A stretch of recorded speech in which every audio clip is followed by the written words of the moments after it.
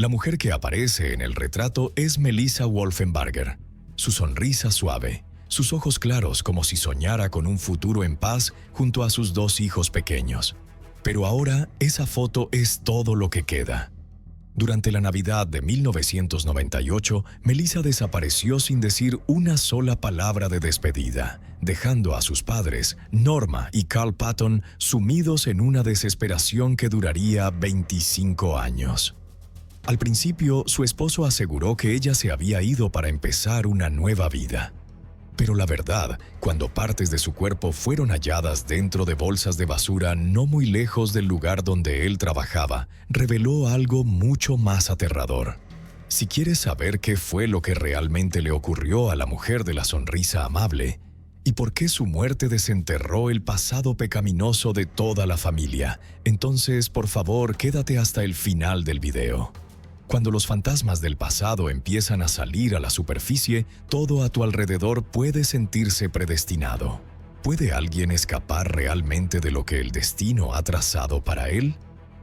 La historia de hoy trata sobre una familia que desapareció de la noche a la mañana, dejando tras de sí una serie de preguntas sin respuesta y los ecos solitarios de llamadas inconclusas. Esta es la historia de Melissa Wolfenbarger. Comenzó con una desaparición repentina sin razón aparente y terminó en una verdadera tragedia.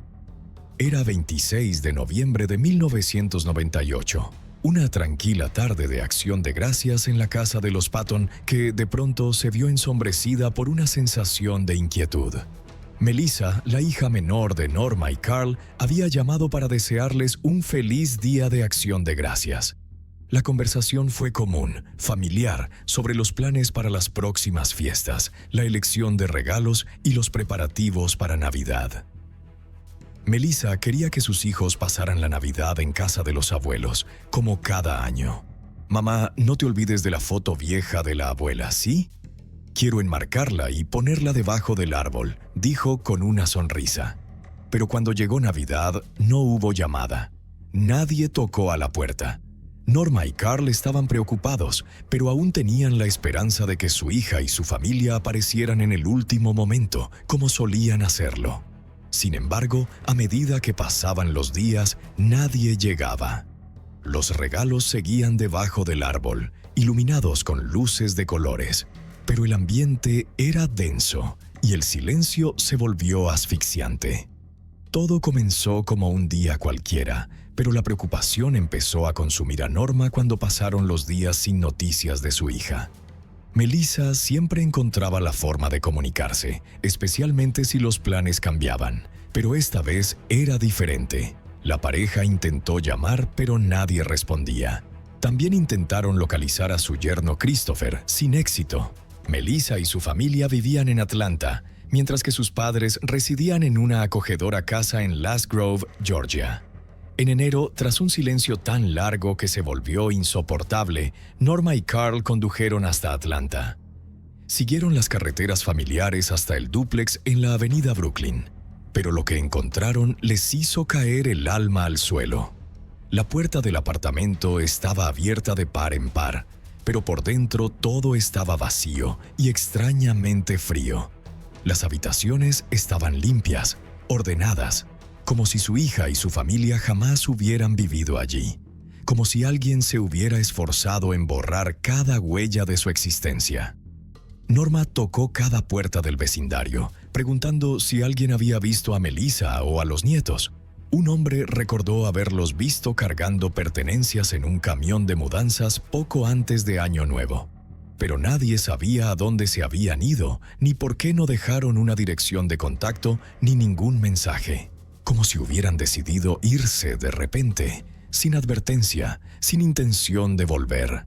Para Norma y Carl era insoportable. Sabían que, si algo iba mal, Melissa sin duda habría contactado con ellos. Su hija siempre había sido abierta y sincera. Si hubiera habido un cambio de planes, no lo habría mantenido en secreto. Norma decidió que no podía dejar que las cosas quedaran así. Si Melissa y su familia realmente se mudaron, entonces alguien tenía que saber algo. Lograron rastrear el lugar de trabajo de Christopher, una fábrica de vidrio.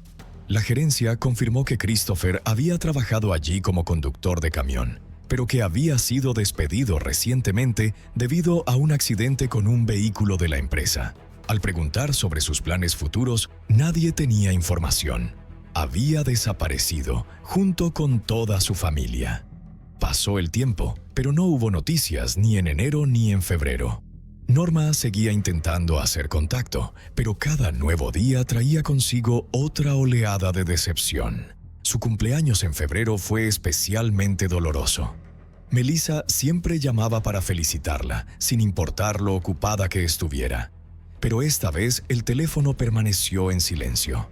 Con el tiempo, Norma empezó a entender que el silencio de su hija no era accidental. Algo terrible había ocurrido. ¿Qué pudo hacer que Melissa abandonara toda su vida anterior? Norma y Carl luchaban por encontrar una respuesta. Recordaban a su hija menor como alguien siempre alegre y amorosa. De niña, destacaba entre sus amigas, participaba en concursos escolares de belleza y ayudaba a su hermana mayor Tina con sus proyectos. Las dos soñaban con abrir una clínica veterinaria para rescatar a tantos animales como fuera posible. Pero esos sueños se desvanecieron cuando la rebeldía arrastró a Melissa a problemas, conflictos legales, huidas de casa y su primera relación seria. Christopher se convirtió en su único ancla durante esos años inciertos en los que estaba dividida entre las reglas familiares y su búsqueda de identidad. El matrimonio pareció cambiarla. Todo parecía estabilizarse. Se mudó a la ciudad con Christopher, tuvo hijos y su vida parecía feliz. Pero sus padres siempre sintieron algo sutil, incómodo, como si bajo la superficie tranquila hubiese una grieta profunda. Y ahora, en enero de 1999, de pie en el apartamento vacío de la avenida Brooklyn, esa sensación incómoda se había transformado en una verdad escalofriante. Las preguntas no dejaban de acumularse. ¿Qué le pasó a su hija y a su familia? ¿Por qué todas las pistas se enfriaban? ¿Por qué cada intento por encontrar respuestas terminaba en desesperación? ¿Por qué nadie en el vecindario había visto a Melissa después de Año Nuevo?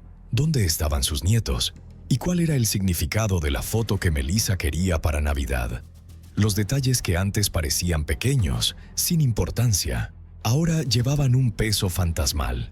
La sensación de que algo mucho más grande estaba ocurriendo hacía que alejarse de todo se sintiera como una traición. Y Norma seguía buscando cualquier tipo de información, aferrándose incluso a las pistas más pequeñas para entender qué le había pasado a su querida hija. Una historia que comenzó con una simple celebración familiar se había transformado en un intento desesperado y sombrío por encontrar luz en la oscuridad. Y nada podía prepararla para la verdad que se avecinaba, una verdad que daría un vuelco total a sus vidas. Tina, la hermana mayor de Melissa, que trabajaba con ella en una pequeña panadería, también estaba completamente confundida por la desaparición. La gerencia de Dennis, donde trabajaban juntas, informó que Melissa no se había presentado al trabajo desde hacía más de un mes. Los compañeros de trabajo dijeron que simplemente no volvió, como si se la hubiera tragado la tierra. Nadie sabía si había encontrado otro empleo. Solo decían que un día no se presentó a su turno y no dejó ningún mensaje. Incluso algunos compañeros fueron a su casa, pero fue inútil. Los vecinos se encogían de hombros y decían que la familia se había mudado, pero nadie sabía a dónde. Pasó el tiempo. El año 1999 se hizo interminable y aún así no trajo noticias de Melissa. Carl y Norma sentían que se estaban volviendo locos, rezando por el regreso seguro de su hija. Cada mes que pasaba apagaba un poco más su esperanza, pero se aferraban a ella como a un último salvavidas. No podían imaginar una razón válida por la cual Melissa no llamaría, especialmente porque siempre había mantenido una relación cercana con ellos, incluso durante su juventud turbulenta. Se sentía como vivir una pesadilla de la cual esperaban despertar pronto. Pero la pesadilla no terminó. La realidad solo se volvió más oscura. Para enero del año 2000, la paciencia de la familia Patton se había agotado. Norma presentó un reporte de persona desaparecida ante la policía. Los investigadores comenzaron una indagación y, al poco tiempo, localizaron al esposo de Melissa, Christopher Wolfenbarger. En el momento de la desaparición de Melissa, él también había cortado contacto por un tiempo, pero eventualmente reapareció. Sin embargo, su esposa e hijos no. Christopher alegó que Melissa se había marchado por su cuenta. Según él, ella había soñado con una nueva vida en California y un día decidió hacer ese sueño realidad. Pero Norma y Carl conocían bien a su hija y estaban seguros de que Melissa jamás haría eso, y mucho menos sin dejar una palabra. Aunque sus padres estaban convencidos de que Christopher ocultaba algo, la policía no tenía fundamentos legales para investigar más a fondo. Melissa era una adulta, y si había decidido irse a California, tenía todo el derecho de hacerlo. Como su esposo nunca reportó su desaparición, la policía no tenía base legal para clasificarla como tal. Sin pruebas de un crimen, la investigación se estancó. Christopher se mantuvo en su versión.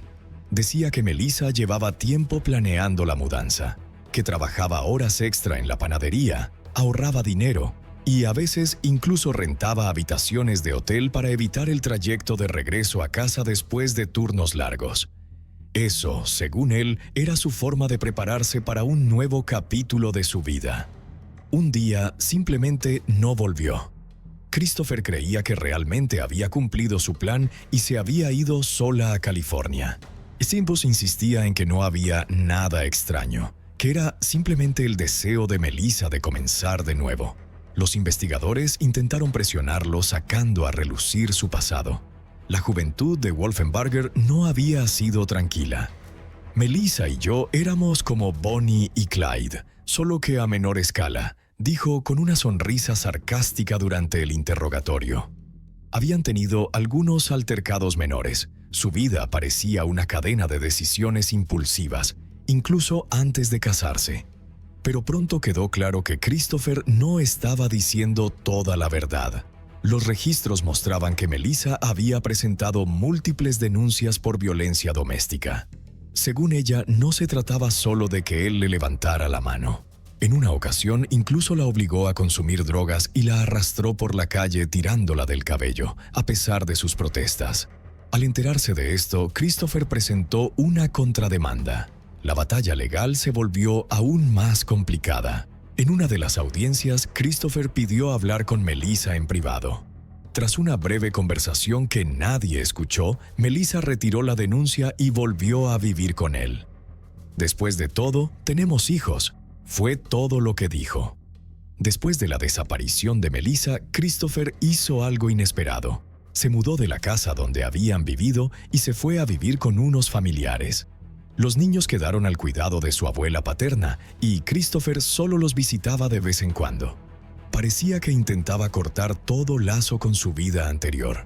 Las dos niñas, Christina y Joy, se adaptaron rápidamente a la vida sin su madre y solo pensaban en su padre cuando él aparecía por la puerta de la abuela. Norma Patton nunca había soportado a Christopher. Creía que él fue la razón por la que Melissa se había ido de casa justo después de graduarse de la secundaria. Para ella, el matrimonio no fue más que decepción y dolor. Él nunca fue el hombre que fingía ser, solía decir mientras miraba las fotos de su hija. Ahora que Melissa no estaba, esas palabras sonaban como una profecía escalofriante. Sus padres no podían aceptar la idea de que su hija simplemente se hubiera ido y renunciado a todo. Entonces, ¿qué fue lo que realmente le pasó a Melissa? ¿Y por qué aquellos que tal vez sabían algo seguían guardando silencio? A medida que la niebla del pasado empezaba a disiparse, emergía un retrato mucho más oscuro y enmarañado de la familia Wolfenbarger, uno en el que la felicidad era solo una ilusión. En una conversación con los investigadores, Tina Patton recordó un incidente del pasado. Una vez vio un moretón en el cuello de Melissa con forma de huella de mano. Melissa, normalmente tranquila y fuerte, se derrumbó en lágrimas y le rogó a Tina que no se lo contara a nadie. Más tarde, un amigo de Tina quiso enfrentar a Christopher cara a cara, pero al final no pasó nada. Todo pareció calmarse, pero era solo una fachada de paz falsa. Carl y Norma Patton no podían aceptar la idea de que su hija hubiera desaparecido voluntariamente sin decir una sola palabra. Incluso si Melissa hubiera sentido la necesidad de alejarse de su familia, de algún modo habría buscado contactar a sus padres. Pero el tiempo seguía pasando, los días y meses se convertían en años, y aún no había ni rastro de Melissa, una mujer joven, madre de 2 niñas, que parecía haberse desvanecido en el aire. Christopher Wolfenbarger, el esposo de Melissa, no dejaba de cambiar sus declaraciones. Al principio dijo que la última vez que vio a Melissa fue en diciembre de 1998, pero cuando fue interrogado en la primavera del 2000, de repente afirmó haberla visto en una calle cerca de su casa en marzo o abril de 1999. Esta contradicción solo profundizó las sospechas, pero no aportó respuestas al caso. 5 años después, en 2003, la familia Patton volvió a estar en el foco público, pero esta vez no por Melissa, sino por Carl Patton mismo. Había sido arrestado. Resultó que, a mediados de la década de 1980, Carl tenía antecedentes penales. Había cumplido una breve condena por robo y fue liberado bajo palabra. Desde entonces había tratado de mantenerse alejado de los problemas, pero el pasado lo alcanzó. Más de 2 décadas después del crimen, su conexión fue confirmada mediante pruebas de ADN. El 23 de febrero de 2003, Carl fue arrestado por la muerte de Itaí May Evans, de 31 años, en 1977. Su cuerpo había sido encontrado en un río, envuelto en un saco de dormir y encadenado a un bloque de cemento. La causa de muerte fue un disparo en la cabeza. Pero ese no fue el único crimen vinculado a Carl. Poco después de su arresto, su esposa, Norma, hizo una declaración impactante. Estaba dispuesta a testificar contra su esposo a cambio de inmunidad. El trato fue aceptado, y Norma comenzó a dar un testimonio detallado que dejó a todos atónitos. Según ella, entre 1970 y 1977, Carl y su amigo, Joe Quint, estuvieron involucrados en múltiples casos. Todo comenzó con el asesinato del tío de Carl, Fred White, y su amante. Carl sabía demasiado y convenció a Norma de ayudarlo a eliminar posibles testigos. Norma relató que el 17 de diciembre de 1977, Carl atrajo a su tío y a la amante de este a su casa, donde usó un rifle de caza para matarlos. Después, él y Norma envolvieron los cuerpos en sacos de dormir, les ataron objetos pesados y los arrojaron al río. Norma limpió la casa, lavó la sangre, mientras Carl quemaba la silla manchada en el patio trasero. Pero el maletero del auto todavía tenía rastros de sangre, y cuando los investigadores encontraron tipos de sangre coincidentes con las víctimas, Carl y Norma fueron interrogados. Sin embargo, en ese momento no había pruebas suficientes para presentar cargos. No fue sino hasta 25 años después que las pruebas de ADN confirmaron la implicación de Carl. El 23 de febrero de 2003, el padre de Melissa fue arrestado. Tras el arresto de Carl, comenzaron a circular rumores sobre la posibilidad de que estuviera involucrado en la desaparición de Melissa. Algunos especularon que ella podría haber sido víctima de su propio padre, un hombre que no podía permitir que nadie en su familia revelara sus secretos, pero no había pruebas directas que apoyaran esa teoría. Carl lo negó rotundamente, insistiendo: «Yo nunca haría daño a mi hija. Solo me ocupo de quienes amenazan a mi familia». Pero todos sabían que detrás de esas palabras se escondía una verdad dura. Las sospechas alrededor de Carl no giraban solo en torno a la desaparición de Melissa. Circulaban rumores de que alguna vez estuvo vinculado a organizaciones criminales que operaban en el sur de Estados Unidos desde la década de 1960. Tenía fama de ser un tirador a sangre fría, pero siempre negó cualquier participación. En 2003, durante la investigación por las muertes de Fred White y su amante, Norma reveló que el motivo de Carl era el dinero. La esposa legal de Fred era la beneficiaria de su póliza de seguro de vida, y ella había contratado a Carl para encargarse de su esposo infiel. Estos casos antiguos fueron dirigidos por el detective Bruce Jordan. Después de 25 años, finalmente había arrestado y condenado a Carl Patton, pero aún no era suficiente. Ahora, sentado tras las rejas, Carl inesperadamente envió una súplica a Jordan. «Encuentra a mi hija, encuentra a Melissa». Estas palabras fueron completamente inesperadas de alguien que nunca había mostrado remordimiento. De repente, expresaba preocupación por su hija desaparecida. Para Norma y Tina fue un rayo de esperanza, pero también una nueva oleada de miedo. Les preocupaba que la desaparición de Melissa no hubiera sido un accidente y que el misterio que envolvía todos esos años pudiera ser mucho más aterrador. Cuando salió la noticia sobre la reapertura del caso Wolfenbarger, el detective Bruce Jordan prestó atención de inmediato. La historia había estado congelada durante años, pero una pista repentina desde la morgue de Atlanta lo cambió todo. Un forense llamó a Jordan y le informó que llevaban almacenando partes de un cuerpo no identificado en su instalación desde hacía 4 años. Restos que habían sido descubiertos en distintos meses de 1999, en la zona donde la familia de Melissa había vivido. En abril de ese año se encontró una cabeza cercenada cerca del hogar de los Wolfenbarger. 2 meses después se descubrieron brazos y piernas en el bosque cercano, envueltos en bolsas de basura. El torso nunca fue hallado, y en un inicio los restos fueron identificados como pertenecientes a un hombre. Como en ese momento no se pudo determinar la identidad, Melissa aún no había sido reportada como desaparecida. Esos descubrimientos espeluznantes nunca se vincularon con su desaparición.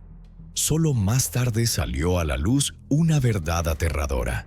Esas partes del cuerpo le pertenecían a ella. Cuando Bruce Jordan recibió la información, notó rápidamente detalles clave. La cabeza y las extremidades fueron halladas muy cerca de la fábrica de vidrio, donde solía trabajar Christopher Wolfenbarger. Norma Patton recordó haber escuchado noticias sobre aquellos hallazgos perturbadores, pero en ese momento los expertos tranquilizaron al público asegurando que los restos pertenecían a un hombre. No fue sino muchos años después, cuando se realizaron pruebas de ADN, que se confirmó que el cuerpo desmembrado era el de Melissa. Carl Patton, el padre de Melissa, recibió la noticia estando en prisión. No pudo contener las lágrimas al saber que las partes del cuerpo de su hija habían sido encontradas poco después de su desaparición, pero no habían sido identificadas. Lo que realmente lo quebró fue saber que las pruebas de ADN, que pudieron haber revelado la verdad sobre el destino de su hija, solo se llevaron a cabo después de su arresto, casi 4 años más tarde. Cuando Norma denunció por primera vez la desaparición de Melissa a principios del año 2000, su cuerpo aún no había sido identificado hasta 2003. Se había perdido una ventana de tiempo crítica, junto con pruebas clave que podrían haber resuelto el caso mucho antes. El análisis forense mostró que el cuello de Melissa había sido cortado con una sierra y que su cráneo había sido tratado con lejía, lo que inicialmente llevó a los expertos a creer que el cuerpo era de un hombre. Ese mismo químico también hizo imposible determinar si las heridas fueron infligidas antes o después de la muerte. Su cabeza y extremidades habían sido colocadas en bolsas de basura y arrojadas en caminos transitados, lo que hacía casi imposible rastrear el vehículo involucrado. La hora y causa de muerte siguen sin determinarse, porque su torso nunca fue encontrado. Christopher fue llamado nuevamente a declarar después de que se identificaron los restos de su esposa. Afirmó que siempre había cooperado con los investigadores y que había entregado toda la información años atrás. Según él, no había ningún motivo para hacerle daño a Melissa. No había seguro de vida, ni propiedades, ni deudas. Enfatizó que jamás habría desechado un cuerpo cerca de su lugar de trabajo, sabiendo que eso despertaría sospechas. Incluso habló con la prensa, asegurando que realmente creía que Melissa había cambiado de nombre y comenzado una nueva vida en otro lugar, esperando que algún día regresara, al menos por sus hijas. Eso, dijo, fue la razón por la que nunca presentó un reporte de persona desaparecida. La muerte de Melissa afectó profundamente a Tina, su hermana. Para ella, esto no era solo un caso sin resolver, sino un dolor persistente, interminable. Incluso llegó a soñar que Melissa le pedía ayuda, pero nunca podía alcanzarla. Carl, aún tras las rejas, también empezó a cambiar. Quería justicia para su hija, pero no podía negar que, por primera vez en su vida, a través de la muerte de Melissa, comenzaba a comprender el dolor que las familias de sus víctimas habían sufrido alguna vez. La parte más impactante de esta historia es que Carl, un criminal condenado, pasó los últimos años de su vida luchando por justicia para su hija. Aunque el amor que sentía por Melissa era real, su muerte seguía siendo un misterio. El cuerpo había sido encontrado, pero nadie había sido arrestado. No se presentaron cargos. En 2017, Norma Patton volvió a alzar la voz. Esta vez se acercó a Cheryl McCollum, una investigadora especializada en casos sin resolver. Cheryl, conocida por sus podcasts y programas de crimen real, conoció por primera vez a Norma en una reunión formal. Aquella noche, Norma se le acercó y, sin dudarlo, le dijo: «A mi hija la decapitaron y necesito tu ayuda». Y así fue como comenzó la nueva investigación. Cheryl McCollum sabía que este caso no sería fácil. Inmediatamente sugirió a Norma que se reexaminara toda la evidencia. Organizó una nueva búsqueda en el bosque donde se habían encontrado las bolsas con partes del cuerpo años antes, intentando reunir fragmentos del caso, con la esperanza de descubrir aunque fuera una sola pista nueva. Pero hasta ahora ninguno de estos esfuerzos ha dado resultados. Aún así, Norma no se ha rendido. Cree que la verdad sobre la muerte de su hija saldrá a la luz eventualmente. Y Cheryl continúa profundizando en el caso de Melissa Wolfenbarger, buscando la pieza que falta, la que podría revelar toda la historia. Cuando la investigadora Cheryl McCollum comenzó su trabajo, no tenía idea de cuántos rincones oscuros necesitaría iluminar. Desde el primer momento estableció correspondencia con Carl Patton, el padre de Melissa. En sus cartas, Carl compartía recuerdos personales y sus pensamientos sobre la persona que creía responsable de la desaparición de su hija. El nombre que repetía una y otra vez era el de su esposo, Christopher Wolfenbarger. Carl no tenía ilusiones sobre su yerno. Creía que Christopher había arruinado la vida de Melissa desde el momento en que se conocieron.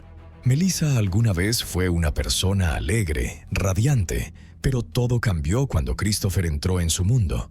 Según Carl, fue Christopher quien la sacaba de la casa por las noches para encontrarse en secreto, quien le enseñó a robar, e incluso intentó 2 veces robarle el coche a Carl para huir con Melissa a California.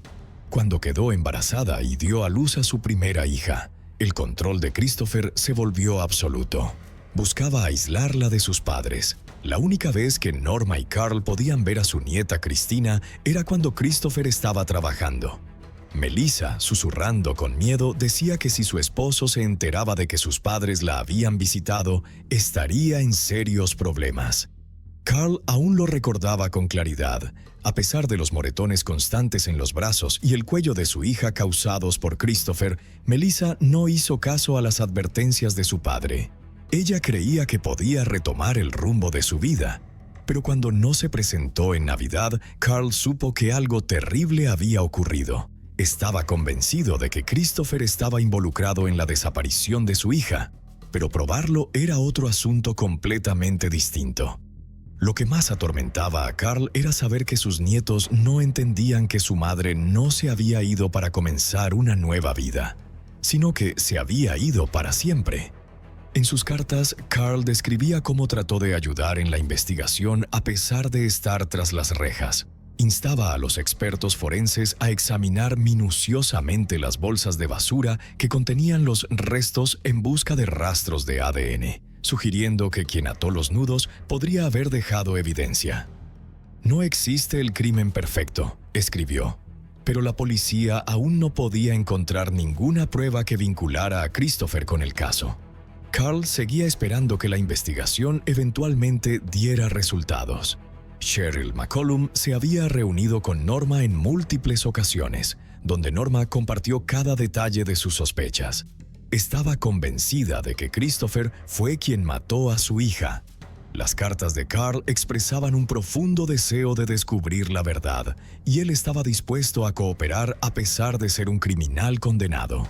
Aún así, los investigadores seguían sin poder conectar a Christopher con la desaparición de Melissa. En una carta final, Carl agradeció a Cheryl por sus esfuerzos y compartió que solo tras perder a su hija entendió realmente la gravedad de los crímenes que había cometido.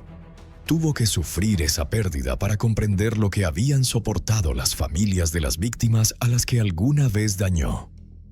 Rezaba para que algún día sus nietos supieran la verdad sobre su madre.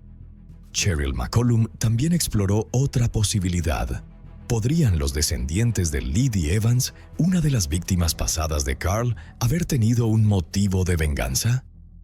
La policía alguna vez consideró la teoría de que alguien del pasado criminal de Carl había buscado represalias, pero esa teoría se desmoronó rápidamente. Los crímenes de Carl no se hicieron públicos hasta años después de la desaparición de Melissa. Los hijos de Liddy aceptaron participar en un podcast para compartir la historia, porque creían que Melissa, a pesar de tener un padre criminal, aún merecía justicia. El experto forense Joseph Morgan habló sobre los hallazgos de la autopsia. Sugirió que el desmembramiento de Melissa quizá no ocurrió en su casa, sino en la fábrica de vidrio donde Christopher solía trabajar. Las partes del cuerpo fueron encontradas cerca y en esa instalación estaban disponibles todas las herramientas necesarias. Sin embargo, la policía no halló rastros de sangre ni ADN en el lugar, lo que hizo imposible verificar la teoría. Sigue sin estar claro dónde ocurrió el crimen, y más importante aún, quién lo cometió. Cheryl no dejó ningún detalle sin revisar.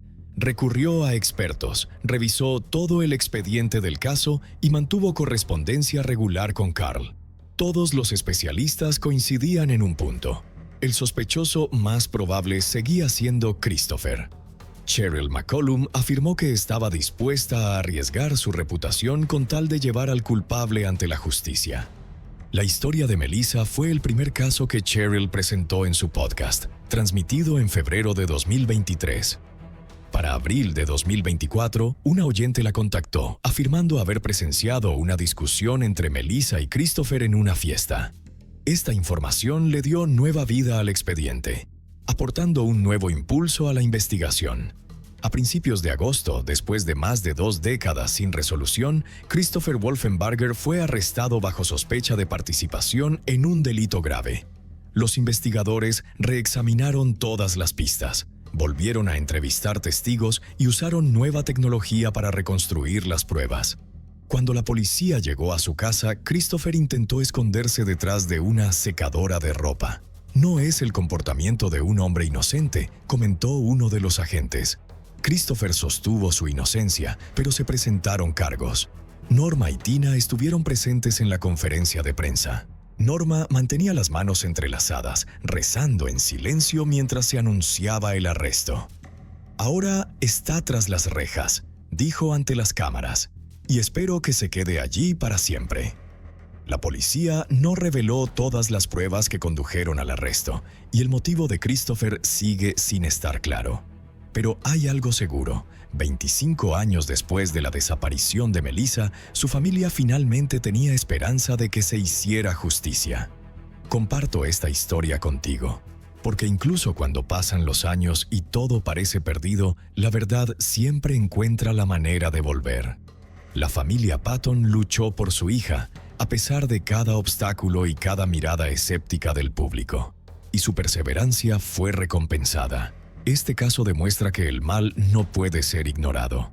Las familias que enfrentan violencia y abuso a menudo son empujadas al límite, pero el silencio y los encubrimientos nunca son la solución. Si Melissa pudiera hablarte ahora, te diría: no te dejes caer, busca justicia. En septiembre de 2024, en los Estados Unidos, una chica de 15 años con una apariencia frágil y tierna fue condenada por asesinato y sentenciada a cadena perpetua sin posibilidad de libertad condicional. Esto significa que nunca tendrá la oportunidad de salir de prisión por el resto de su vida. ¿Qué transformó a una adolescente común en una criminal despiadada? Profundicemos en la historia de Carly Gregg. En primer lugar, queremos expresar nuestras más profundas condolencias a la víctima. Que encuentre paz en su nueva vida, donde quiera que esté. El condado de Brandon es un pequeño y tranquilo condado ubicado en el centro de Mississippi, no muy lejos de la capital del estado, Jackson. Tiene una población de poco más de 25,000 habitantes y es hogar de una escuela secundaria de gran prestigio, la Northwest Rankin High School. La protagonista de este caso, Carly Gregg, fue una vez una de las mejores estudiantes de esta escuela. Su madre, Ashley, era profesora de matemáticas en el mismo centro educativo. Ambas, madre e hija, eran personas sobresalientes. Lamentablemente, detrás de esa apariencia perfecta se escondía una desgarradora historia familiar. El padre, quien alguna vez fue el pilar de la familia, cayó en el camino de la adicción y se convirtió en una persona completamente diferente. No tenía ningún sentido de responsabilidad hacia su familia ni hacia su hija. A pesar de ello, la madre de Carly continuó soportando la situación por el bien de su pequeña familia, con la esperanza de que él cambiara. Pero en lugar de mejorar, su comportamiento solo empeoró. Su actitud llegó al extremo de consumir sustancias adictivas frente a su propia hija. La tragedia golpeó cuando la hermana menor de Carly, de tan solo 1 año, falleció a causa de una enfermedad terminal. Este gran impacto fue más de lo que Ashley podía soportar. Decidió poner fin a su destructivo matrimonio con la esperanza de encontrar paz para ella y su hija. Tras el divorcio, se volvió a casar y comenzó una nueva vida. El padrastro de Carly, Heath, era un fisioterapeuta profesional y un hombre de familia cariñoso. Trataba a Carly como si fuera su propia hija, llenándola de amor. En su tiempo libre jugaba videojuegos con ella, practicaba taekwondo y tocaba la guitarra. Gracias a su apoyo, la joven incluso obtuvo el honor de ser nombrada estudiante del año. Carly era una niña talentosa. Avanzó un grado escolar y comenzó la secundaria a los 14 años. La mayoría de sus compañeros eran mayores que ella, lo que hizo que establecer amistades fuera algo desafiante. Sin embargo, esto no parecía preocuparle mucho, ya que rápidamente formó su propio círculo social y nunca le faltaron amigos. Aproximadamente 3 meses antes del incidente, sus amigos de este círculo comenzaron a notar algunos cambios inusuales en Carly, quien siempre había sido obediente y bien comportada. Primero, llevó una navaja suiza a la escuela y la mostró, representando una posible amenaza para la seguridad de sus maestros y compañeros. Esto le valió una advertencia formal por parte de la escuela. En segundo lugar, fue descubierta copiando en un examen tras haberse apropiado previamente de las respuestas. Este comportamiento era particularmente desconcertante, ya que Carly siempre había sido una estudiante ejemplar. ¿Por qué de repente recurría a hacer trampas? Además, a pesar de pasar tiempo juntas todos los días, ir y venir de la escuela y vivir bajo el mismo techo, la madre de Carly no parecía notar los cambios que su hija estaba experimentando. En casa, la niña seguía siendo obediente. No mostraba tendencias violentas ni interés en objetos peligrosos como cuchillos o armas. El único cambio perceptible era su ánimo decaído. La joven parecía desmotivada y desinteresada en todo. Preocupada por la condición inestable de su hija, la familia decidió llevarla al médico. El primer doctor diagnosticó a Carly con depresión leve y le recetó medicación para tratarla. Tras un periodo de uso, Carly comenzó a quejarse de que su condición no había mejorado y de hecho había empeorado. La niña se sentía constantemente cansada, sin energía y se mostraba inusualmente irritable. Ante estos signos alarmantes, la madre de Carly decidió buscar la opinión de otro médico. Después de examinarla, el segundo doctor ajustó el tratamiento y le recetó una nueva medicación. Sorprendentemente, tras solo unos días de uso, Carly dejó de mostrar signos de incomodidad o letargo como antes. Parecía estar más estable tanto mental como físicamente, lo que tranquilizó a la familia. La madre de Carly respiró aliviada, pensando que la condición de su hija estaba mejorando.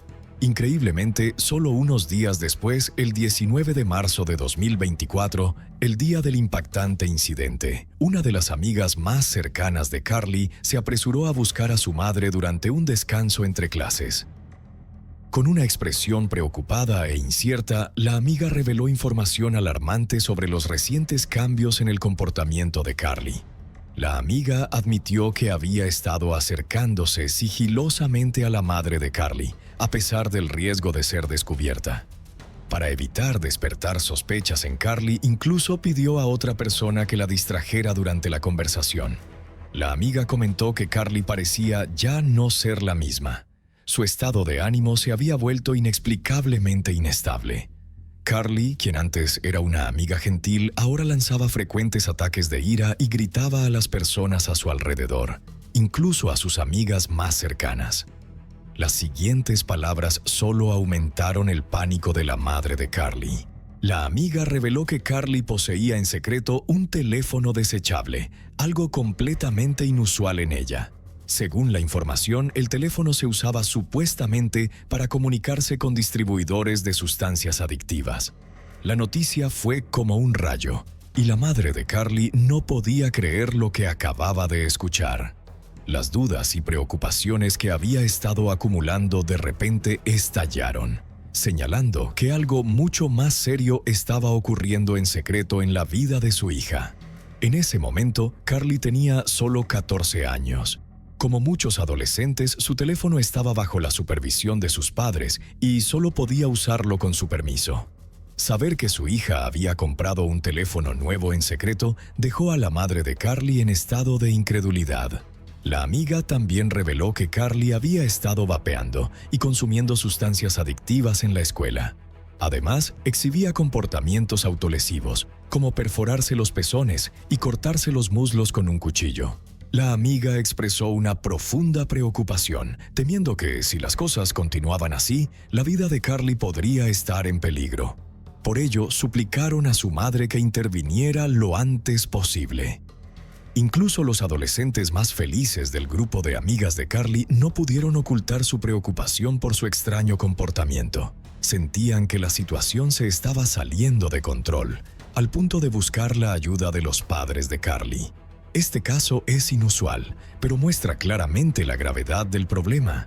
La información revelada hizo que la madre de Carly se diera cuenta de que no se trataba simplemente de síntomas pasajeros, sino de un problema que necesitaba ser abordado de inmediato. En lugar de dejarse llevar por sus emociones, la madre de Carly decidió mantener la calma. No confrontó directamente a su hija, sino que continuó cumpliendo con sus deberes como docente durante el resto del día. Estaba decidida a resolver la situación después de la escuela. Alrededor de las 3:30 p.m., madre e hija salieron juntas de la escuela. A las 4 p.m. ya estaban de regreso en casa. Lo que ocurrió durante ese trayecto de media hora en coche sigue siendo un misterio. Pero quizá las palabras y acciones de ese momento se convirtieron en el comienzo de una impactante y descontrolada cadena de eventos que Carly llevó a cabo poco después de regresar a casa.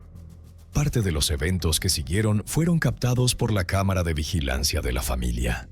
Cuando el auto se detuvo en el garaje, Carly salió luciendo abatida. Abrió la jaula para liberar a los 2 perros grandes de la familia y corrió con ellos hacia el patio trasero. Por otro lado, su madre salió del coche en silencio, entró a la casa por la puerta principal y se dirigió directamente a la habitación de su hija. Comenzó a revisar cajones y armarios, decidida a descubrir qué podría estar ocultando su hija. No le tomó mucho tiempo encontrar 4 cajas de cartuchos para vapear y algunas sustancias adictivas. Enfurecida, recogió los objetos y los llevó a su propia habitación, antes de regresar a la habitación de Carly para continuar buscando. Mientras tanto, la chica volvió a entrar a la casa y se dirigió hacia su habitación. Al pasar por la cocina, de repente se detuvo e inclinó la cabeza, escuchando por un momento. Escuchó el sonido de su madre revisando sus pertenencias. De inmediato corrió hacia su habitación y confrontó a su madre, exigiendo saber qué estaba haciendo. La madre de Carly, incapaz de contener su furia, la reprendió en voz alta, acusándola de solo aprender malos hábitos y comparando su comportamiento con el de su padre biológico, quien era adicto a sustancias. De repente, Carly no respondió y salió de la habitación como un torbellino. Corrió rápidamente por el pasillo hacia la habitación de su madre, levantó el colchón y sacó una pequeña pistola escondida debajo. Escondió el arma detrás de su espalda y volvió corriendo hacia su habitación. A pesar de su corta edad, Carly sabía cómo disparar y operar un arma de fuego. Su padrastro, Heath, era un entusiasta de las armas que mantenía una colección de ellas en una caja fuerte. La pequeña pistola que Carly recuperó había sido un regalo de Heath para su esposa, como medida de autodefensa. Él se la había dado porque el padre biológico de Carly, en sus esfuerzos por obtener la custodia de la niña, frecuentemente amenazaba e intimidaba a su madre. Lo que Heath nunca imaginó fue que ese regalo se convertiría en un ejemplo vivo de cómo las buenas intenciones a veces pueden tener consecuencias inesperadas. Ahora, armada con un arma letal, Carly se detuvo brevemente en la entrada de la cocina, mirando hacia allí para asegurarse de que su madre seguía en su habitación. Sin dudarlo, se apresuró a entrar en su propia habitación y disparó 3 tiros directamente a la cabeza de su madre. Las imágenes de la cámara de vigilancia captaron el momento, incluido el grito final y desesperado de su madre. Las siguientes acciones de Carly fueron incomprensibles. No llamó a la policía ni intentó huir. En cambio, la niña se sentó en la cocina, tomó el teléfono de su madre y le envió un mensaje de texto a su padrastro, fingiendo ser su madre. En el mensaje escribió: «Cariño, ¿cuándo vas a llegar a casa?». Heath, su padrastro, respondió que tardaría un poco más. Sin inmutarse, Carly sacó su propio teléfono y comenzó a llamar y enviar mensajes a 5 o 6 amigos, diciéndoles que se sentía mal y necesitaba ayuda. Cuando sus amigos le preguntaron qué había pasado, se negó a explicarlo. Uno de ellos le sugirió llamar a la policía, pero ella rechazó la idea. Finalmente, uno de sus amigos llegó a la casa con la intención de consolarla. Al llegar, Carly saludó a su amigo con una inquietante pregunta. ¿Alguna vez has visto un cadáver? Antes de que el amigo pudiera reaccionar, Carly lo llevó al dormitorio, donde yacía el cuerpo sin vida de su madre. De pie junto al cuerpo, Carly con orgullo afirmó que le había disparado 3 veces a su madre y declaró su intención de hacer lo mismo con su padrastro cuando él regresara a casa. A medida que pasaban los minutos y se acercaba la hora del regreso de Heath, Carly ordenó a su amigo que se escondiera en el patio trasero junto a los 2 perros de la familia. No dio ninguna explicación, solo una fría instrucción de permanecer fuera de la vista. Sola en la casa, Carly se armó nuevamente y se posicionó cerca de la puerta principal, esperando con una aterradora determinación la llegada de su padrastro. Sin saber lo que le esperaba, Heath regresó a casa como de costumbre. Estacionó su coche, salió y abrió la puerta principal. Justo al entrar, Carly, como poseída, gritó y disparó un tiro hacia él. Heath giró rápidamente su cuerpo y la bala rozó su hombro, pasando muy cerca de su cuello. La reacción inicial de Heath fue pensar que había ocurrido un allanamiento y que Carly lo había confundido con un intruso. Gritó su nombre mientras intentaba desarmarla, pero la niña disparó 2 tiros más durante el forcejeo. Afortunadamente, ambos disparos fallaron. Cuando Heath le preguntó a Carly qué estaba sucediendo, ella lo ignoró por completo, sin darle ninguna respuesta. En su lugar, corrió hacia la puerta trasera, la abrió de golpe y salió corriendo. En medio del pánico, tropezó y cayó al suelo. Su amigo, que estaba esperando en el patio trasero y no entendía lo que estaba pasando, corrió inmediatamente para ayudarla a levantarse. Carly se puso de pie rápidamente, con los ojos llenos de tensión, y le instó a su amigo a que huyera de inmediato. Sin dudarlo, ambos treparon la cerca del patio trasero y se separaron. corriendo en direcciones opuestas, dejando la casa en un caos total. Mientras tanto, Heath, aún confundido y sin comprender claramente lo que había sucedido, entró en la habitación de Carly. La escena que encontró lo dejó sin palabras. Su esposa yacía inmóvil en el suelo, su cuerpo cubierto de sangre y una toalla sobre su rostro. No mostraba señales de vida. La dolorosa verdad ante sus ojos lo horrorizó tanto que no pudo hablar. En estado de pánico, Heath tomó el teléfono inmediatamente y llamó al 911, rogando por ayuda. Reaccionando rápidamente, un gran equipo de policías llegó al lugar en cuestión de minutos. Durante la espera, Heath permaneció en contacto con el operador del 911, con las manos temblorosas y pasos pesados, incapaz de abandonar la habitación donde yacía su esposa. Cuando los agentes de policía llamaron a la puerta, corrió a abrirla, como si todas sus esperanzas dependieran de su llegada. Al ver a los policías, la resistencia que había intentado mantener hasta ese momento pareció colapsar por completo. Las emociones reprimidas estallaron de golpe y Heath se desplomó justo en el porche. Los oficiales comenzaron a registrar la casa y rápidamente encontraron el cuerpo sin vida de Ashley en el dormitorio. La víctima presentaba heridas de bala visibles en el cuello y ya había sucumbido a sus lesiones. Era difícil comprender cómo una niña de 14 años podía cometer un acto tan cruel y atroz. La búsqueda continuó, pero pronto quedó claro que Carly ya no estaba en la casa ni en las inmediaciones. Heath, todavía sacudido por el miedo, relató todo lo que acababa de ocurrir, describiendo en detalle los horribles eventos que había presenciado. También proporcionó a la policía una descripción detallada de la estatura, apariencia y peinado de la niña, brindándoles más información para continuar la búsqueda. Durante el operativo, un oficial avistó a Carly caminando por una carretera cercana. El oficial detuvo inmediatamente el coche patrulla, la interceptó y le preguntó directamente: ¿Disparaste a tus padres? Carly, aparentemente aturdida y desorientada, respondió: Sí. ¿Mi papá está bien? El oficial la esposó en el acto y realizó una prueba de residuos de disparo. Tras confirmar los resultados, la detuvieron y la llevaron a la comisaría. Dada la gravedad del crimen, las autoridades decidieron procesar a Carly como adulta. La joven fue acusada de asesinato en primer grado e intento de asesinato, pero se declaró no culpable. Unos días después del incidente, mientras limpiaba la casa, el padrastro de Carly, Heath, descubrió accidentalmente una cámara diminuta escondida detrás de una botella de agua en el refrigerador. Intrigado, sacó la tarjeta de memoria de la cámara y comenzó a revisar su contenido. Las imágenes dejaron a Heath impactado, ya que mostraban parte del incidente ocurrido el día de los hechos. Lo que le resultó especialmente sospechoso fue que la cámara no parecía haber sido instalada por la madre de Carly, Ashley, sino que probablemente había sido colocada por la propia niña.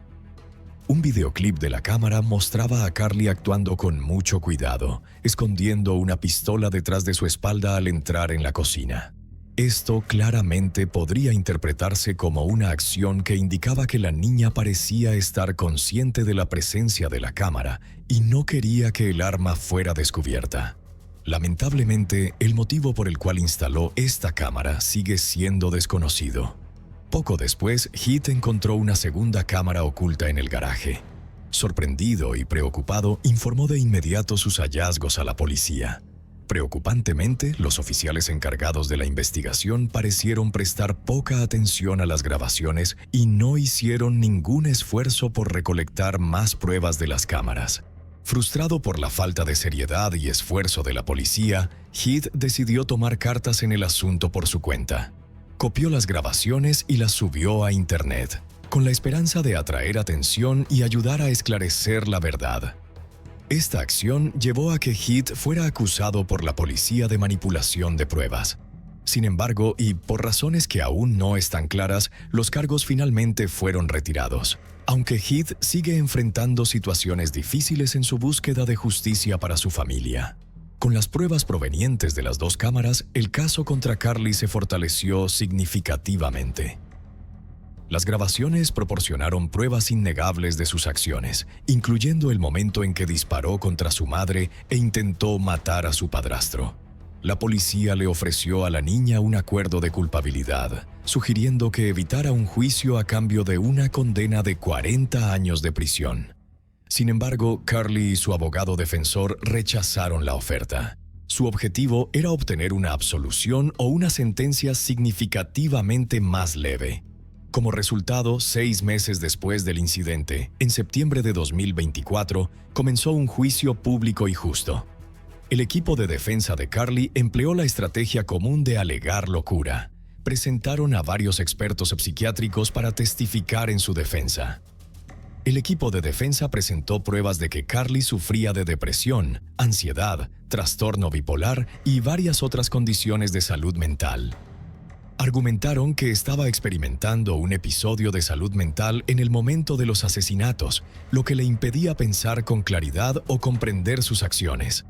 Además, afirmaron que, como una menor con un cerebro en desarrollo, no debía ser juzgada bajo el razonamiento de un adulto. La defensa también señaló que Carly nunca había mostrado tendencias violentas anteriormente y que era una joven talentosa cuya vida no debía ser arruinada.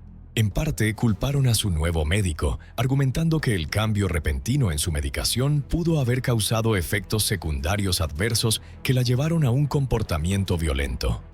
De lo contrario, cuestionaron cómo podría alguien que siempre intentó complacer a su madre volverse en su contra de manera tan repentina y sin advertencia.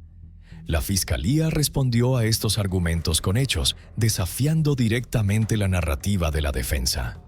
Estuvieron de acuerdo en que Carly era muy inteligente, pero argumentaron que esa misma inteligencia jugaba en su contra en este caso. Sugirieron que la niña creía que, al ser menor de edad, no enfrentaría graves consecuencias legales por cometer un asesinato. Este pensamiento erróneo, según la fiscalía, le dio una falsa sensación de poder y derecho, lo que la envalentonó a cometer actos tan atroces. Parecía que Carly no veía sus acciones como crímenes, sino como una especie de logro retorcido. Incluso se jactó de lo que había hecho ante sus amigos, compartiendo casualmente los detalles de su violencia como si estuviera orgullosa, lo que subrayaba aún más el inquietante cambio en su percepción del bien y el mal. La fiscalía también señaló que las personas que sufren de depresión verdadera son más propensas a hacerse daño a sí mismas que a los demás. Argumentaron que Carly no padecía una enfermedad mental, sino que la estaba utilizando como excusa para evitar asumir su responsabilidad. En el momento de los asesinatos, afirmaron, la niña era completamente consciente de sus acciones. Proporcionaron ejemplos específicos para respaldar esta afirmación. Carly escondió la pistola al entrar en la cocina, lo que demostraba que era plenamente consciente de su entorno y trataba de evitar ser detectada por la cámara oculta. Además, usó el teléfono de su madre para enviar un mensaje de texto a su padrastro, fingiendo ser ella, para calcular con precisión el momento en que él llegaría a casa. Esta acción demostraba su capacidad para planificar y tomar la iniciativa en su estrategia. Finalmente, esperó detrás de la puerta para emboscarlo, lo que subrayaba su mentalidad calculadora y su preparación técnica, aumentando las probabilidades de éxito en su acción violenta. Lo más significativo, según la fiscalía, fue que el teléfono de la madre de Carly estaba bloqueado con una contraseña. Si Carly hubiera estado en un estado mental confuso, ¿cómo habría recordado la contraseña? Argumentaron que su planificación meticulosa y su ejecución mostraban un nivel de cálculo que incluso muchos adultos tendrían dificultades para alcanzar. Concluyeron afirmando que alguien capaz de acciones tan frías y calculadas representaba un peligro para la sociedad y no debía permanecer en libertad. La policía descubrió un diario escrito a mano por Carly, titulado ¿En qué debo creer? En él escribió: «No hay cielo, no hay Dios. A veces está bien hacer el mal. Solo atreviéndose a adentrarse en la oscuridad se puede encontrar la luz. La muerte es inevitable». Estos pensamientos tan oscuros a una edad tan temprana reflejaban su falta de respeto por la vida y una predisposición hacia comportamientos antisociales. Amigos de Carly testificaron más tarde que ella había mencionado repetidamente querer matar a su madre y a su padrastro antes del incidente. Algunos especularon que la niña incluso pudo haberlo intentado anteriormente. Su decisión de esconder una cámara de vigilancia detrás del refrigerador posiblemente fue un intento de grabar los asesinatos para su propio disfrute posterior. Es probable que la joven nunca haya anticipado ser atrapada y terminar en prisión. Al concluir el juicio, el jurado declaró a Carly culpable de todos los cargos: asesinato en primer grado, intento de asesinato en primer grado y manipulación de pruebas. La niña fue sentenciada a cadena perpetua sin posibilidad de libertad condicional. Sus abogados realizaron importantes esfuerzos durante el juicio, a menudo vistiéndola como una niña educada e inocente para evocar simpatía del juez y del jurado. Sin embargo, tales tácticas resultaron ineficaces. Las pruebas de sus crímenes eran irrefutables y ninguna excusa podía absolverla de su culpabilidad. La severidad de su castigo también tenía como objetivo servir de advertencia para prevenir que otros adolescentes imitaran sus acciones. Más tarde surgieron teorías conspirativas que sugerían que el padrastro de Carly Heath pudo haber sido cómplice en el asesinato. Algunos especularon que él pudo haber manipulado a su hija para cometer el crimen. Estas teorías se reforzaron por la actitud de Heath después del asesinato. En lugar de criticarla, no la culpó. Incluso la visitaba regularmente en prisión, testificó a su favor e insistía en que Carly era una buena niña que sufría problemas de salud mental. Sus acciones llevaron a muchos a cuestionar sus verdaderas intenciones y su papel en la tragedia. La determinación de Heath para proteger a Carly puede haber surgido de su apego a la familia de su difunta esposa. Tal vez, por amor y lealtad hacia ella, Heath sintió la responsabilidad de cuidar de Carly, o con el tiempo desarrolló sentimientos genuinos hacia ella como si fuera su propio padre. Sin embargo, independientemente del motivo, estos sentimientos no fueron suficientes para cambiar el destino de Carly. Insatisfecha con el veredicto, Carly y su equipo de defensa rápidamente presentaron una apelación, pero el juez rechazó su intento. Esto significó que el destino de Carly quedó sellado. Pasaría el resto de su vida tras las rejas. Cabe destacar que, incluso si no hubiera ido a prisión, Carly habría tenido grandes dificultades para volver a una vida normal. El momento en que la joven decidió arrebatar la vida de su madre cerró para siempre la puerta a un futuro brillante, dejando una marca imborrable en su vida.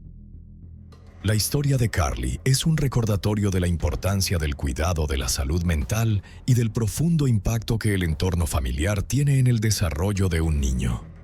Es fundamental prestar atención a los signos inusuales en el comportamiento de nuestros seres queridos, especialmente de los niños. Si tú o alguien cercano está enfrentando dificultades con la salud mental, no intentes lidiar con ello solo. A veces, una conversación abierta o el apoyo de otros puede generar un cambio positivo, ayudando a prevenir consecuencias negativas en el futuro. Recuerda que cada individuo es valioso y merece ser cuidado, apoyado y ayudado para superar las dificultades y crecer. La mujer que aparece en la imagen es Amber Geiger, una exoficial de policía de Dallas, y su rostro desconsolado junto con su mirada triste en la sala del tribunal se han convertido en un símbolo de uno de los casos más divisivos e indignantes en Estados Unidos durante la última década. Detrás de ese exterior sereno se esconde una verdad dolorosa. Entró por error a un apartamento que no era el suyo, sacó su arma y disparó 2 veces, matando a Botham Jean, un hombre negro inocente que se encontraba en su propio hogar. Ella dijo que fue un error, pero para millones de personas, especialmente aquellas pertenecientes a comunidades que históricamente han sido discriminadas por el sistema policial, esto no fue solo un error personal, fue la prueba viviente de un sistema que ha sido injusto durante demasiado tiempo. Si quieres entender lo que realmente sucedió esa noche y por qué este caso hizo que todo un país se mirara al espejo, quédate hasta el final del video.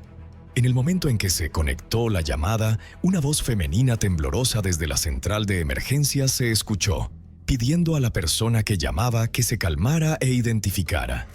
Ella se presentó como Amber Guyger de la unidad JE1 e inmediatamente preguntó cuál era la emergencia. La persona que llamaba, una oficial fuera de servicio en estado de pánico, intentó explicar que necesitaba una ambulancia, aunque su habla era entrecortada y confusa.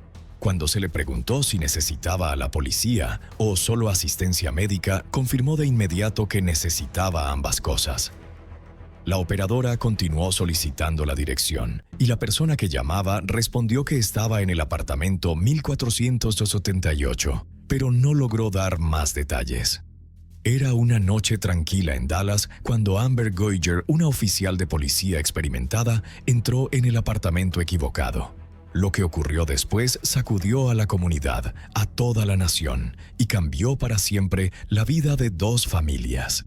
Pero, ¿fue realmente un trágico error o había algo más oscuro detrás? A medida que se desarrollaba el juicio, los temas de raza, poder y responsabilidad se convirtieron en el centro del debate. ¿Qué ocurrió exactamente esa noche y quién tuvo realmente la culpa? Botham Jean nació el 29 de septiembre de 1991 en Castries, la capital de la nación insular de Santa Lucía. Sus padres, Allison y Bertha Jean, eran devotos y miembros de la Iglesia Adventista del Séptimo Día. Criado en un entorno lleno de fe, la infancia de Botham le inculcó valores morales sólidos, incluyendo la honestidad, la compasión y el deseo de ayudar a los demás. Estas cualidades fueron conocidas a lo largo de toda su vida. Desde muy joven, Botham destacó entre sus compañeros. Sus padres lo criaron con un fuerte sentido de la responsabilidad y un enfoque claro en la educación. En la escuela mostró un talento particular para las matemáticas y la música. Desde temprano, Botham comenzó a cantar en el coro de la iglesia, donde su voz profunda y emotiva pronto llamó la atención. La música se convirtió en una parte importante de su vida, y la iglesia era un lugar donde se sentía apoyado y seguro. Tras terminar la escuela, Botham decidió continuar sus estudios en Estados Unidos. Eligió asistir a la Universidad Harding-Simmons en Texas, donde estudió contabilidad. Esta decisión marcó un hito importante en su vida, ya que mudarse a Estados Unidos le abrió nuevas oportunidades de desarrollo profesional y relaciones personales. Después de graduarse, Botham consiguió un empleo como contador en Dallas. Su carrera avanzó rápidamente y sus colegas valoraban su profesionalismo y ética de trabajo. Para Botham, trabajar en PwC no era solo un paso profesional, era una oportunidad para retribuir a la sociedad y apoyar a su familia. Ayudaba a sus padres, apoyaba a jóvenes en su comunidad en Santa Lucía y siempre soñaba con seguir creciendo en su carrera. Sus compañeros lo recordaban como alguien que siempre transmitía positividad e inspiraba a todo el equipo, fomentando un fuerte espíritu de camaradería y buscando siempre los mejores resultados. Pero no era solo su vida profesional lo que importaba para Botham. Participaba activamente en las actividades de la iglesia en Dallas, donde era miembro del grupo de música y frecuentemente pasaba tiempo con amigos de la comunidad. Encontraba alegría en las cosas simples: cocinar para sus amigos, organizar reuniones para mantener vivas las amistades y siempre compartir su sonrisa sincera y su apoyo con todos. Su vida estaba llena de planes para el futuro, de optimismo y de motivación para lograr cosas aún mayores. Amber Guyger, por otro lado, venía de un pequeño pueblo cerca de Dallas. Nació el 9 de agosto de 1988 y creció en una familia donde se valoraban profundamente la disciplina y el trabajo duro. Desde pequeña, Amber soñaba con convertirse en oficial de policía. Su padre trabajaba en las fuerzas del orden locales y ella sabía que quería seguir sus pasos para ayudar a los demás y aportar orden a la sociedad. Amber siguió este sueño después de terminar la preparatoria al inscribirse en la Academia de Policía. Trabajó duro y demostró la disciplina y el enfoque necesarios para una carrera en la aplicación de la ley. Tras graduarse de la academia, Amber comenzó su carrera en el Departamento de Policía de Dallas, donde eventualmente se convirtió en oficial. Sus colegas la describían como decidida y trabajadora, aunque a menudo expresaba frustración por el estrés emocional y la alta presión del trabajo. La vida de un oficial de policía siempre está llena de riesgos y tensiones, y Amber no era la excepción. Frecuentemente se encontraba en situaciones que requerían decisiones rápidas, donde sus reacciones debían ser inmediatas. Estas condiciones laborales terminaron afectando su estado emocional con el tiempo. Se volvió más reservada y cautelosa en sus relaciones con los demás, a menudo prefiriendo pasar tiempo sola para recargar energías. Amber Guyger estaba dedicada a su profesión, pero su vida estaba llena de contradicciones. Trataba de ocultar sus debilidades, pero quienes la conocían sabían que a menudo se sentía sola e incluso perdida en el mundo. A pesar de su personalidad fuerte y decidida, el conflicto interno y el agotamiento por la presión constante hacían que su vida fuera cada vez más inestable. Solía llegar a casa muy tarde, exhausta y emocionalmente drenada, un factor que pudo haber desempeñado un papel crucial en la tragedia que vendría después. Después de mudarse a Dallas, Amber compró un departamento en un edificio de gran altura no muy lejos de su lugar de trabajo. Esperaba que vivir cerca le permitiera descansar más y evitar largos traslados. La vida en Dallas se suponía que sería un nuevo comienzo para ella, pero no trajo la paz que esperaba. El estrés laboral y la tensión emocional se convirtieron en parte de su rutina diaria. A menudo tenía dificultades para gestionar su creciente agotamiento, lo que derivó en tensiones y problemas personales en su vida. El 6 de septiembre de 2018 comenzó como cualquier otro día para Botham Jean. Se despertó temprano, como de costumbre, y fue a su oficina en el centro de Dallas. Fue otro día ocupado lleno de reuniones, discusiones y preparación de informes para clientes. Botham era alguien que siempre intentaba dar lo mejor de sí en el trabajo, y ese día no fue la excepción. Sus compañeros notaron su buen humor y la sonrisa que compartía con quienes lo rodeaban. Nadie podía haber predicho que sería el último día de su vida. Después del trabajo, Botham regresó a su departamento en el complejo Southside Flats, ubicado en el centro de Dallas. Su apartamento era un santuario, un lugar donde podía relajarse después de un día largo. Esa noche, Botham decidió mantener las cosas simples. Planeaba cocinar la cena, poner su música favorita y descansar. Le encantaba cocinar, y era una de las formas en que solía aliviar el estrés tras la jornada laboral. Mientras tanto, Amber Guyger estaba terminando un turno de 13 horas en la estación de policía. Ese día había sido especialmente agotador para ella. Numerosas llamadas, patrullajes y papeleo la habían dejado completamente drenada.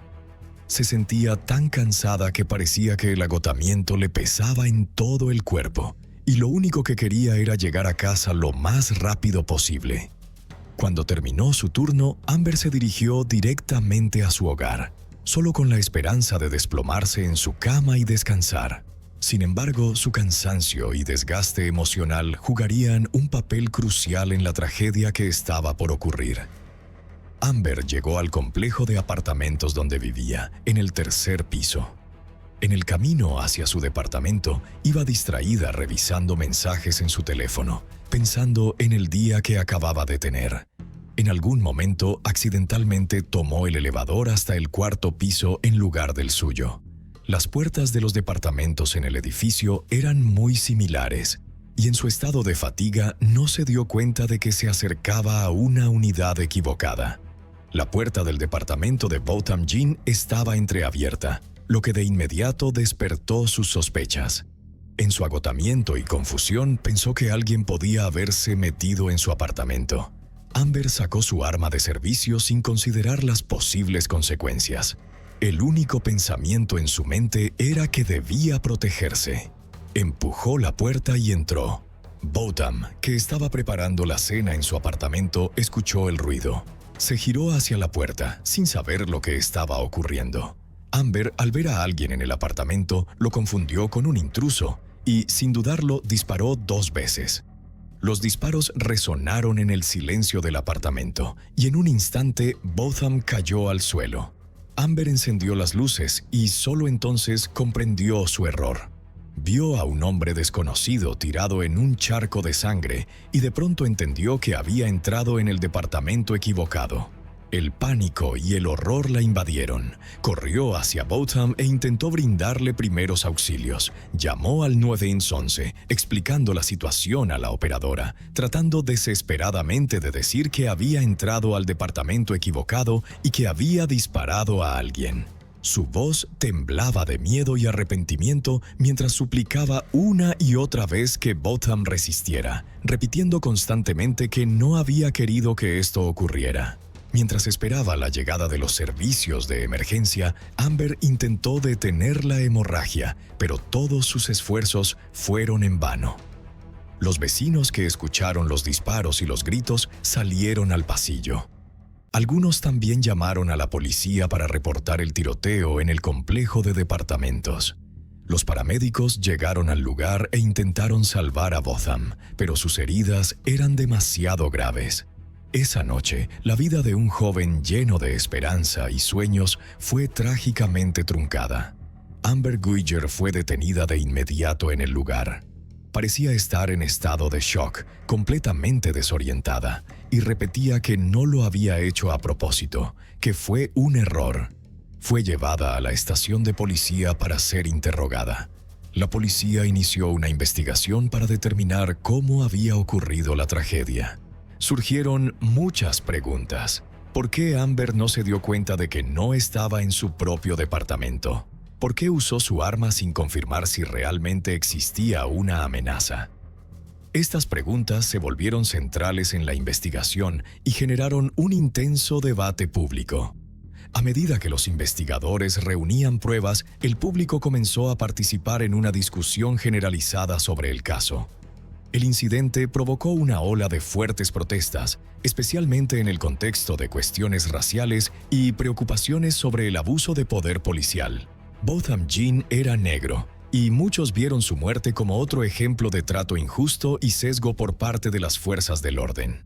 La gente comenzó a preguntarse, ¿fue el color de piel de Botham un factor en que Amber lo confundiera con un intruso y le disparara sin intentar evaluar la situación? Mientras tanto, la familia de Botham estaba devastada por lo sucedido. Su madre, Allison Jean, estaba en Santa Lucía cuando escuchó la trágica noticia. Fue un golpe terrible para ella.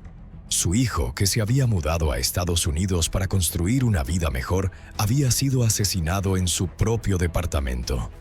Allison comenzó a exigir justicia para su hijo, instando al público y a las autoridades a llevar a cabo una investigación exhaustiva y justa. Ella sabía que Botham era una persona amable, responsable y trabajadora, alguien que no representaba peligro alguno para nadie. En los días posteriores al incidente se difundieron ampliamente informaciones contradictorias y rumores. Los medios cubrieron el caso extensamente y la opinión pública se dividió profundamente. Algunos creían que Amber había cometido un trágico error, mientras que otros sostenían que sus acciones derivaban de prejuicios y de una falla al evaluar correctamente la situación. Comenzaron a llevarse a cabo protestas y marchas en Dallas y otras ciudades, con personas que salían a las calles exigiendo justicia para Botham Jean y su familia. Durante la investigación se reveló que Amber Guyger había estado exhausta tras un turno largo y que podía haberse sentido desorientada debido al cansancio. Sus abogados defensores argumentaron que actuó bajo estrés y miedo por su vida. Sin embargo, la fiscalía afirmó que sus acciones eran imperdonables para una oficial de policía, alguien que debería ser capaz de controlar sus emociones y tomar decisiones sensatas, especialmente en situaciones que involucran el uso de un arma. Testigos que vivían en el complejo de apartamentos testificaron que escucharon gritos y disparos. Algunos intentaron averiguar lo que estaba pasando, pero nadie esperaba un desenlace tan trágico. Los investigadores reunieron pruebas, revisaron grabaciones de videovigilancia y analizaron testimonios para reconstruir por completo los eventos de ese día. Intentaban determinar si se trataba verdaderamente de un error trágico o si había otros factores que contribuyeron al desenlace devastador. Después de que Amber Guyger fue arrestada, el caso entró en una nueva fase, un largo y complejo proceso de investigación y preparación para el juicio. Amber fue acusada de homicidio involuntario. Durante la investigación, sus abogados argumentaron que sus acciones fueron un error trágico, pero no intencional, causado por el agotamiento extremo tras un turno laboral prolongado.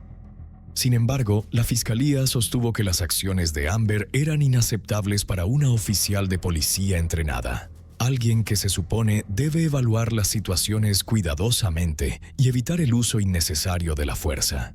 Una de las pruebas clave fue el material grabado por las cámaras de seguridad del complejo de apartamentos donde vivían Botham Jean y Amber Guyger.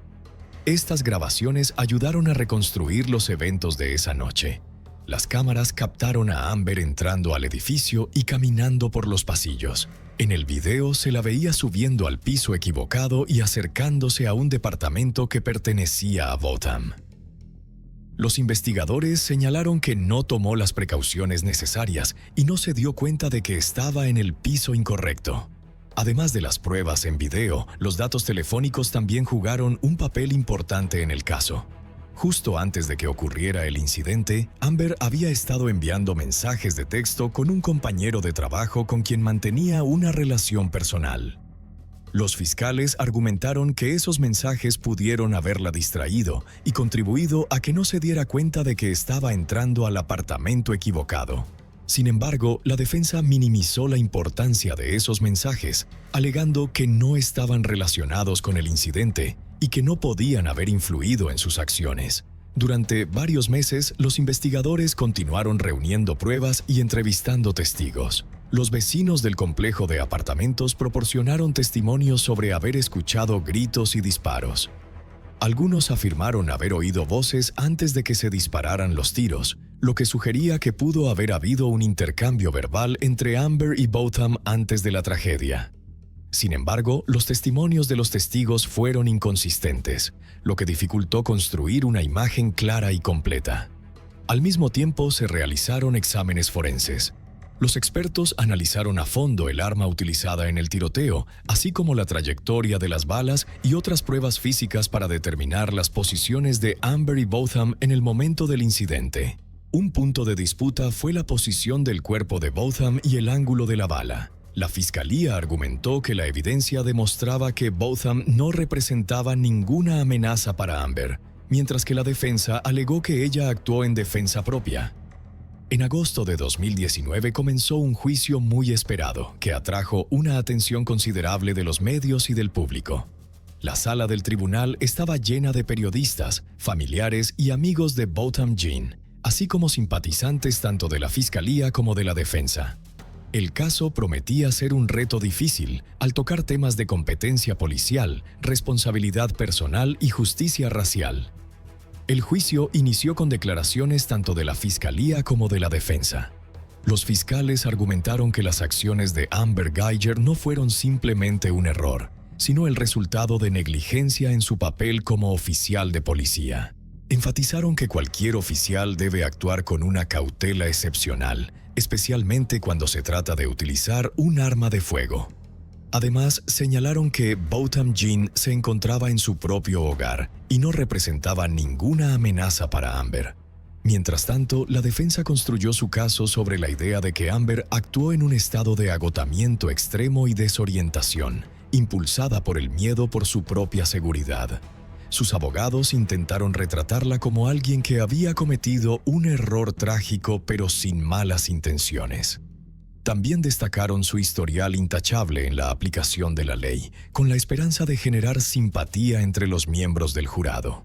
Durante varias semanas, testigos, expertos y familiares tanto de la acusada como de la víctima testificaron ante la corte. Uno de los momentos más emotivos del juicio fue cuando testificó la madre de Botham, Allison Jean. Habló sobre los sueños y planes futuros de su hijo, describiéndolo como una persona amable y compasiva. Sus palabras conmovieron profundamente a toda la sala, subrayando la enorme pérdida que su familia había sufrido. También testificó el hermano menor de Botham, Brant Jean, cuyo testimonio se convirtió en uno de los momentos más comentados del juicio. En su declaración ante la corte, perdonó públicamente a Amber Guyger e incluso pidió permiso para abrazarla. Este gesto generó una amplia gama de reacciones. Algunos vieron el gesto como un acto lleno de compasión y perdón, enraizado en los valores cristianos, mientras que otros consideraron que acciones así no debían eclipsar la necesidad de una sentencia justa. Entre las pruebas presentadas en el juicio se encontraban los videos de vigilancia y la grabación de la llamada al 911 que hizo Amber después del tiroteo. En la grabación se le escucha en pánico, repitiendo que había entrado al apartamento equivocado y que nunca tuvo la intención de matar a nadie. Esta llamada generó más debate, ya que mostraba su desesperación, pero también evidenciaba una falta de esfuerzo por identificar a la persona frente a ella antes de usar su arma. El testimonio de los expertos se centró en analizar la trayectoria de la bala, la posición del cuerpo de Botham Jean y las circunstancias que rodearon el tiroteo. Los expertos de la fiscalía argumentaron que el trayecto de la bala indicaba que Botham estaba en una posición relajada, posiblemente sentado o apenas levantándose del sofá, cuando fue alcanzado por el disparo. Esto contradecía la versión de la defensa, que afirmaba que él se dirigía hacia Amber y representaba una amenaza. Sin embargo, la defensa intentó desestimar esas conclusiones, alegando que no se podía determinar con certeza la trayectoria de la bala debido a la falta de datos. Durante todo el juicio, el público siguió de cerca los acontecimientos del caso. Las protestas y marchas continuaron, con activistas que exigían no solo una sentencia justa para Amber Guyger, sino también una reforma policial que evitara incidentes similares en el futuro. Hubo llamados generalizados para cambiar los procedimientos de formación policial, en especial en cuanto a la toma de decisiones bajo situaciones de alto estrés, así como demandas para aumentar la rendición de cuentas ante errores que conducen a desenlaces trágicos. Amber Guyger también subió al estrado para relatar los hechos desde su perspectiva. Explicó que había regresado a casa después de un largo turno de trabajo, sintiéndose cansada y desorientada. Insistió en que realmente creyó que estaba en su propio departamento y que pensó que Botham era un intruso.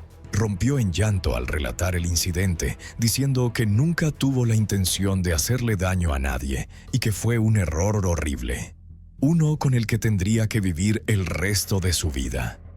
Su testimonio fue emotivo y, según algunos, sincero, aunque provocó reacciones mixtas entre los asistentes.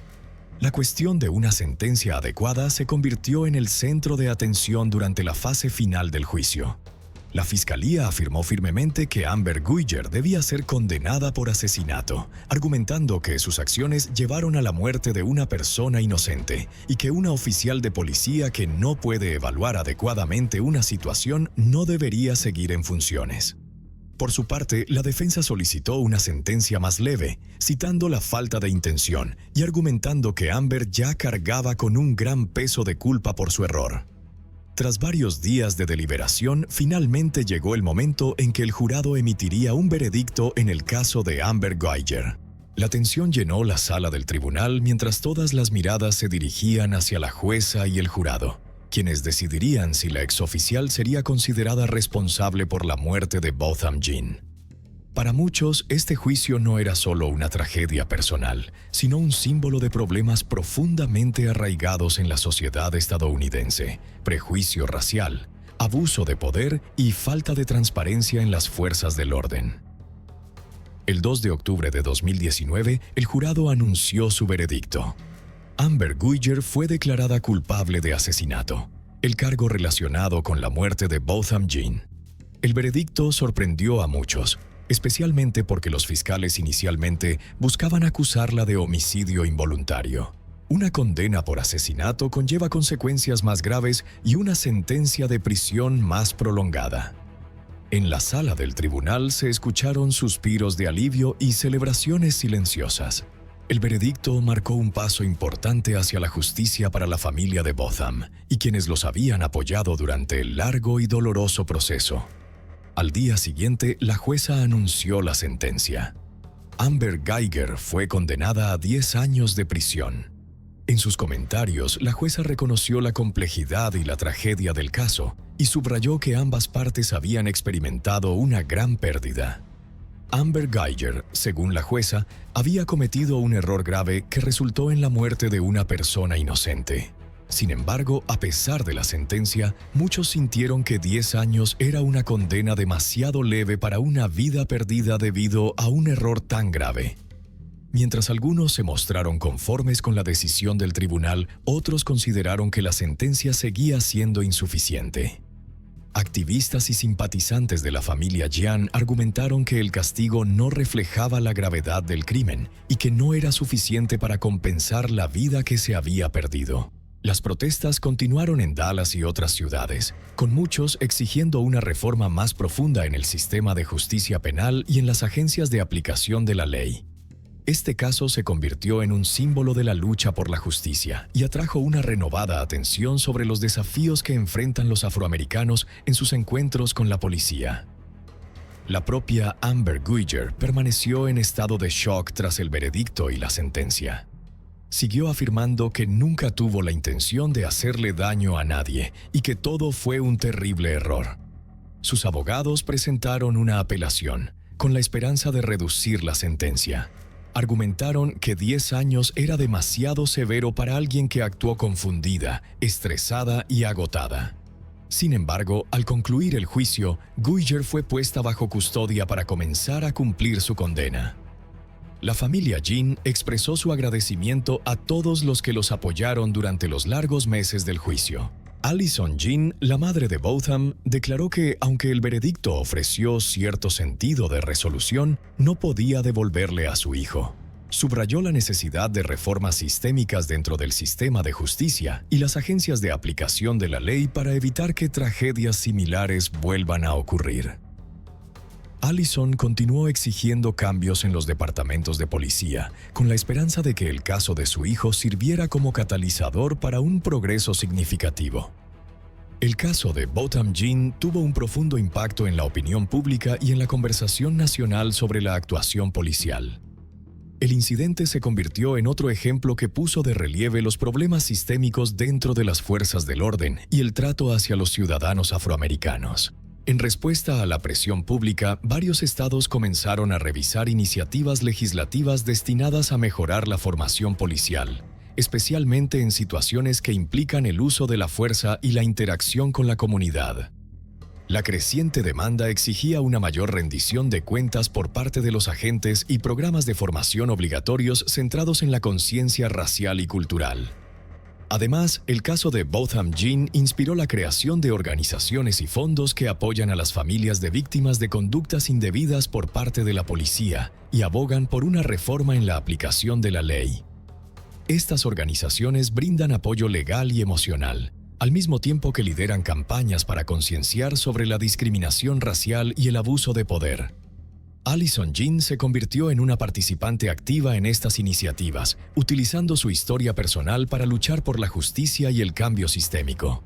Con el tiempo, Amber Guyger continuó cumpliendo su condena en prisión mientras esperaba el resultado de su apelación. Este caso no solo destrozó la vida de dos familias, sino que también dejó una huella duradera en la sociedad estadounidense. El trágico error que condujo a la muerte de Botham Jean es un claro recordatorio de la necesidad de reformas y de la importancia de que los agentes del orden tomen decisiones sensatas y responsables, especialmente en situaciones de vida o muerte. La historia de Botham Jean y Amber Guyger sigue siendo uno de los casos más comentados e impactantes en la historia reciente de Estados Unidos. Destaca las consecuencias profundas de juzgar mal una situación, especialmente cuando ese error proviene de quienes ocupan posiciones de poder. Aunque, según muchos, la justicia solo se cumplió parcialmente, el caso dejó preguntas sin respuesta y se convirtió en un símbolo de la lucha constante por la igualdad y la rendición de cuentas en Estados Unidos.